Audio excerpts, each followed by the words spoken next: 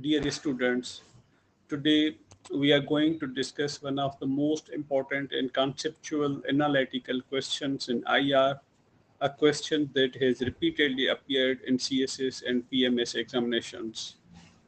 Discuss the development and evolution of the discipline of IR and explain its role in the post-Cold War era. This is not merely a historical question, it requires you to trace the intellectual journey of IR as an academic discipline, explain the major phases through which it has evolved, and then analyze how the discipline has adapted to the changing realities of the post Cold War world.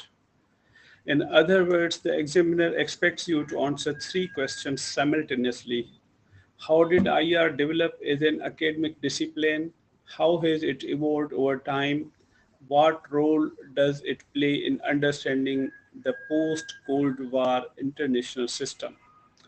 Therefore, our discussion today will move chronologically from the origins of the interstate relations to the establishment of IR as an independent discipline, its intellectual evolution through different theoretical debates, and finally its growing significance in the contemporary world. Let me begin with a simple analogy. Imagine a doctor treating a patient using medical knowledge from only the 19th century while ignoring modern discoveries in genetics, artificial intelligence, and robotic surgery. Would such treatment be effective? Certainly not. Just as medicine evolves with changing realities, IR has continuously evolved to explain an ever changing international system. Every major historical event, world wars, Cold War, decolonization, globalization, digital revolution, rise of new powers, has reshaped the discipline. As Palmer and Perkins rightly observed, IR is the study of the world community in transition. This statement perfectly captures the dynamic nature of the discipline. IR evolves because the international system itself is constantly evolving. Although IR became an academic discipline only in the 20th century, relations among political communities are as old as civilization itself. Ancient kingdoms and empires interacted through diplomacy, alliances, trade, and warfare. Thinkers from different civilizations attempted to understand these interactions. The Greek historian Thucydides, in his account of the Peloponnesian War, explains how power, fear, national interest shaped relations between Athens and Sparta. His famous observation, the strong do what they can and the weak suffer what they must, remains one of the foundational ideas of realism. Similarly, the Indian scholar Kautilya in Arthashastra developed the mandala theory, arguing that neighboring states are often rivals while distant states can become natural allies. His ideas continue to influence strategic thinking in South Asia. Later, Niccolo Machiavelli emphasized power, prudence, statecraft, while Hugo Grotius, regarded as the father of international law, argued that relations among states should be governed by legal principles rather than force alone. Although these thinkers did not establish IR as a separate discipline, they laid its intellectual foundations. The decisive turning point came with the Peace of Westphalia in 1648, which ended the Thirty Years' War. The Treaty of Westphalia introduced principles that continue to shape international politics today. It says sovereignty, territorial integrity, legal equality of states, non interference in domestic affairs. This marked the beginning of the modern international system. From this point onward, the sovereign state became the principal actor in international politics, and diplomacy became increasingly institutionalized. Despite centuries of interstate interactions, IR did not emerge as an independent academic discipline until the First World War. The devastating human and economic consequences of the war raised a fundamental question: can future wars be prevented through scientific study and international cooperation? To answer this question, universities began to institutionalize the study of international politics.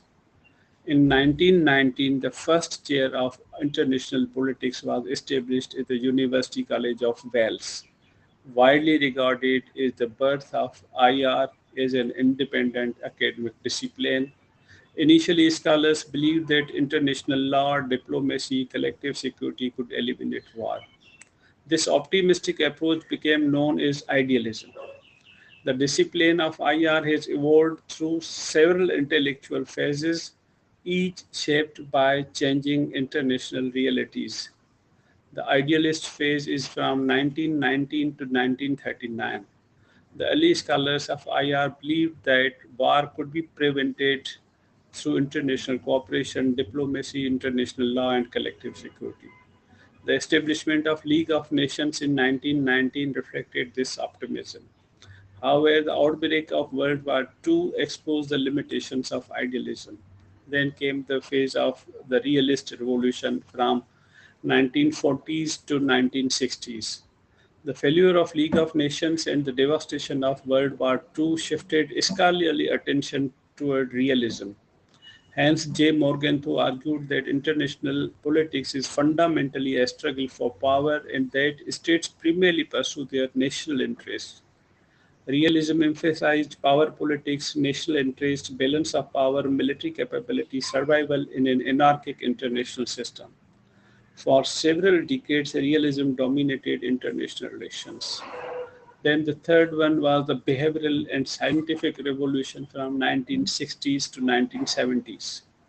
During the 1960s, scholars sought to make IR more scientific. They introduced quantitative analysis, statistical methods, decision-making models, systems theory, game theory.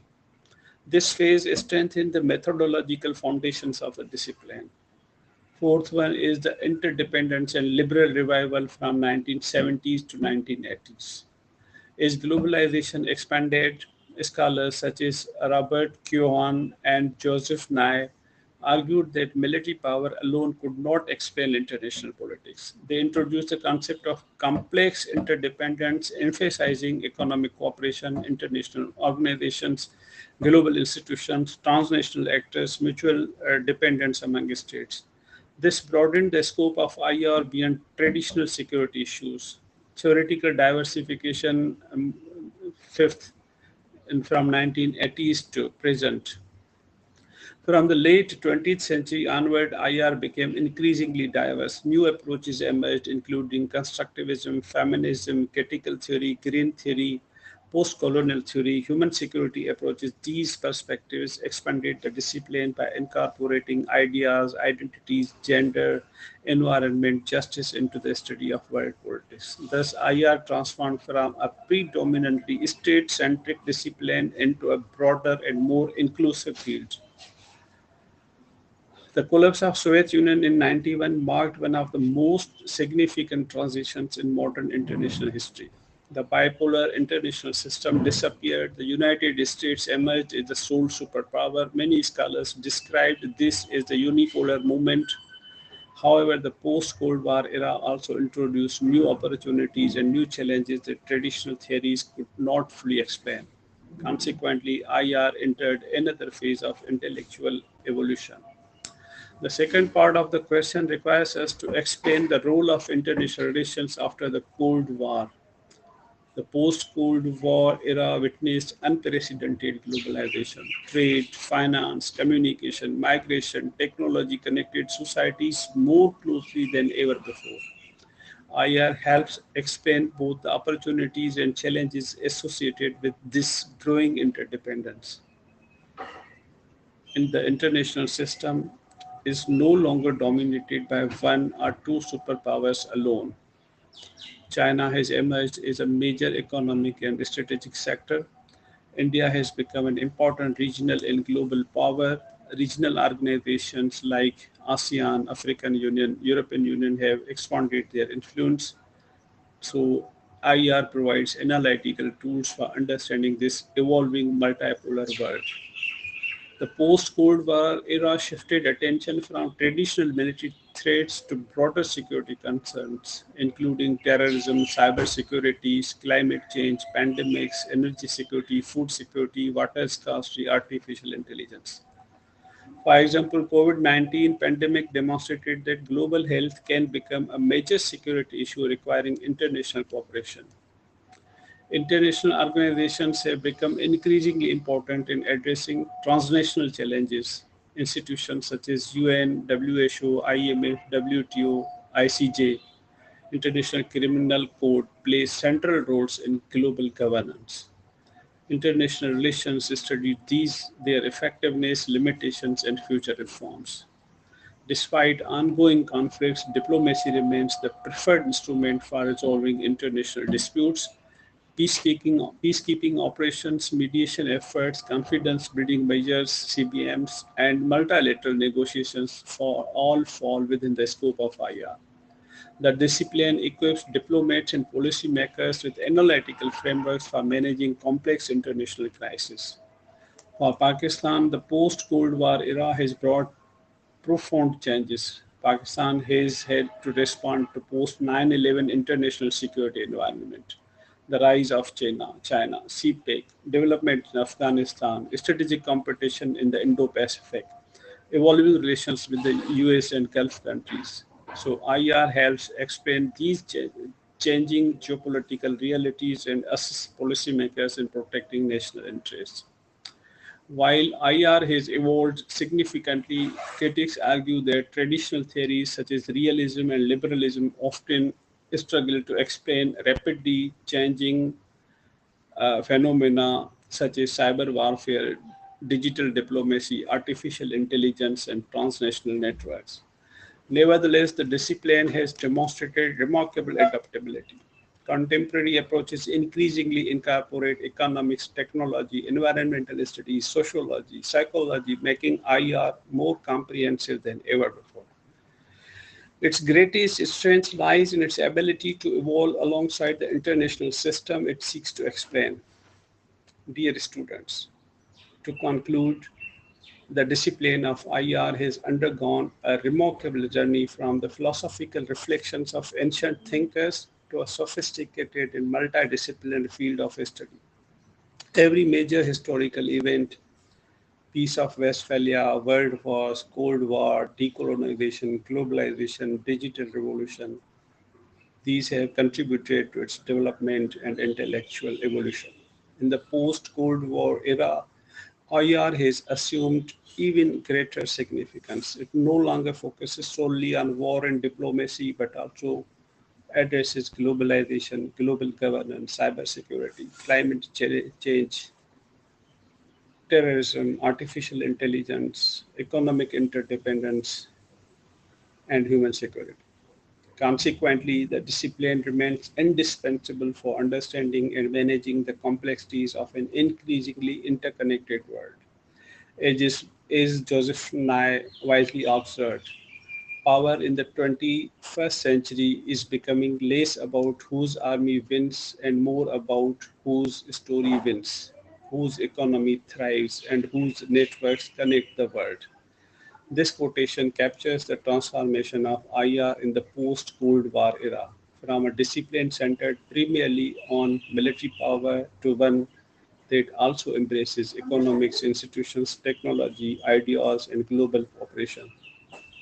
For my students, whenever the examiner asks, discuss the development evolution of the discipline of IR and explain its role in the post Cold War era, structure your answer chronologically. Begin with the intellectual origins of IR, trace its institutional development after the First World War, explains its evolution through major theoretical phases, and then analyze its expanded role in the post-Cold War international system.